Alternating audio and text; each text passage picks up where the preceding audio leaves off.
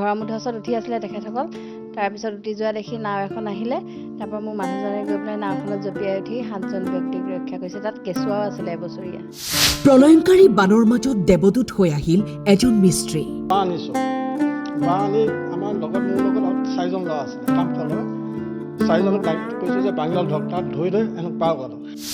নাজিবুল আহমেদে ৰক্ষা কৰিলে এটা পৰিয়ালক। কাঠৰ বিট এটা এনেকুৱা বিট এটা থাকে নহয়, বাইদেউ ক'লে ইয়াত ধৰক উঠক।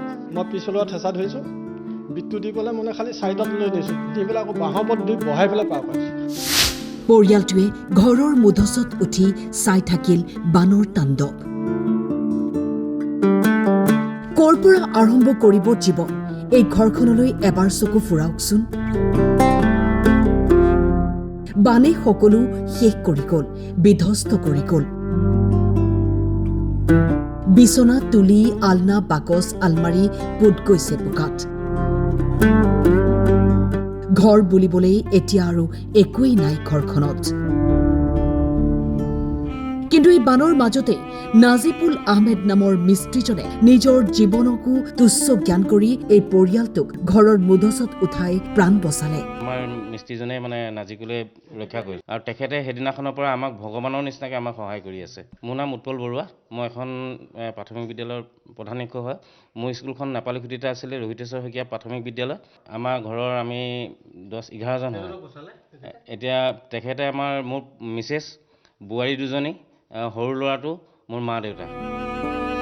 নাজিৰাৰ নেপালীখুটি প্ৰাথমিক বিদ্যালয়ৰ প্ৰধান শিক্ষক উৎপল বৰুৱা, তেওঁৰ পিতৃ মাতৃ, পত্নী, 2 বোৱাৰী আৰু সৰু পুত্ৰক পানীৰ মাজৰ পৰা উদ্ধাৰ কৰিলে মিস্ত্ৰীজনে। নিজৰ জীৱনটো বচাই যেনে তেনে চটলে এনেকৈ বাঁহ লগাই ৰছী দি টানি টানি আমাক উঠাইছিলে।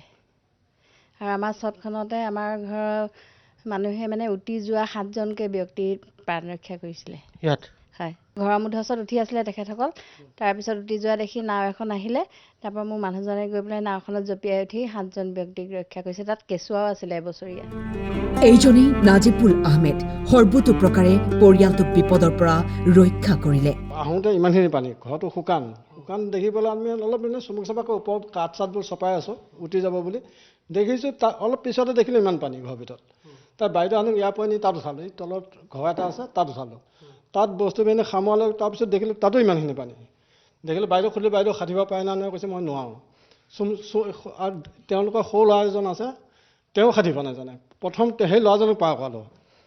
য'ত পাৰ কৰাইছোঁ ত'ত মানুহ তল যায়। তাৰপিছত লগতে বাঁহ আনিছোঁ, বাঁহ আনি আমাৰ লগত মোৰ লগত 4জন ল'ৰা আছিলে কাম কৰা ল'ৰা। 4জনক কৈছোঁ যে বাংগাল ধৰক তাত ধৰি এনেকৈ পাৰ কৰালোঁ। সেইকাৰণ বাইদেউ পাৰ কৰিব পৰা নাই, তেওঁ শকত। সেইকাৰণে বাইদেউক কৈছোঁ, বাইদেউ মোক সেইটো উঠক, কোচত উঠক।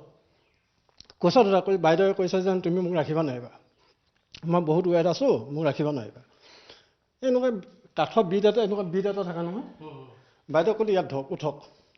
মই পিছলৈ ঠেঁচা ধৰিছোঁ, বিটটো দি পেলাই খালি চাইডত লৈ নিছোঁ, দি পেলাই আকৌ বাঁহৰ ওপৰত দি বহাই পেলাই পাৰ পাইছোঁ। 7জনক বচালে, 7জনক সেনেকৈ বচাইছোঁ।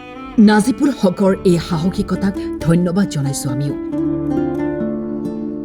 এনে বহু লোক আছে যিয়ে হয়তো এই ভয়াৱহ বানৰ মাজত অন্য ব্যক্তিৰ কথা চিন্তা কৰি আগবাঢ়ি গৈছে নিজৰ জীৱনটোকো তুচ্ছ জ্ঞান কৰি।